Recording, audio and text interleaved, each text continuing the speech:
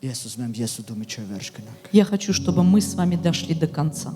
Երկինքը մեզ սպասում է։ Потому что небеса нас ждут Միջև վերջ до конца. կմերժեմ իմ անձը, Я буду отвергать себя, խաչս կվերցնեմ։ возьму свой крест. Ես զոհասեղանը տեղից չեմ շարժել։ И я не буду сдвигать со своего места жертвенник, Անկամ մի փոքր չեմ շարժել։ даже немножечко.